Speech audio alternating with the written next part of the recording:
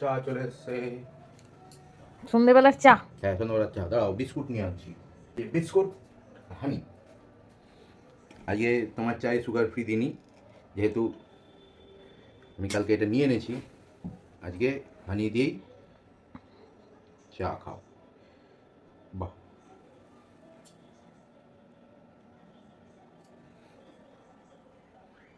একটুখানি দিয়ে দিই, বাস।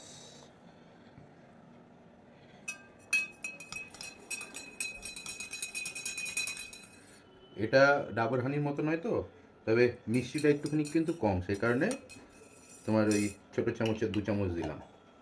খেয়ে দেখো কীরকম হয়েছে। ঠিক আছে, খাই। থ্যাংক ইউ সন্ধ্যেবেলা এরকম চা বিস্কুট দেওয়ার জন্য। আমি হ্যাঁ, তো লাল চাই খাই, তুমি একটু শীতে ইয়ে হয়ে গেছিলে, তাই কাবু হয়ে গেছিলে, তাই খেয়ে দেখো। আর লাল চাই খাই। দেখা যাক, মিষ্টি তো আমি কম খাই, খেয়ে আবার দেখি। গরম আছে?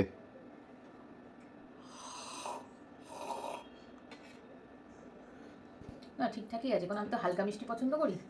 হালকা মিষ্টির জন্য একদম ঠিকঠাক, মানে এটা চা, দুধ, তারপরে এমনি সকালবেলা যে লেবু দিয়ে খাওয়া যায় গরম জলে, সেটাও খাওয়া যাবে। আমার জন্য তো এটা বেশ ভালোই, আমার ভালোই লাগলো। তো আর এটা এমনি মধুর থেকে মিষ্টিটা কম। হ্যাঁ, মিষ্টিটা কম, মানে নর্মাল মধুটা একটু বেশি মিষ্টি থাকে, এটা মিষ্টিটা কম, তোমার জন্য ভালোই। যাক, এই মধুটা আমার হাজব্যান্ডকে ডাক্তার সাজেস্ট করেছিল, তাই ও কিনেছে। ওকে বলেছিল সকালবেলা গরম জল দিয়ে লেবু দিয়ে খেতে, তো ওটাও খায় সকালবেলা। আর ওর যেহেতু সুগার, ও তো চিনি খায় না, আর ডাক্তার সুগার ফ্রিটাও বারণ করে, তাই ও এটা ওই যখন চা খায় তখন খায়। তো আপনাদের যদি কখনো ডাক্তার সাজেস্ট করে, তাহলে এই মধুটাই কিনবেন।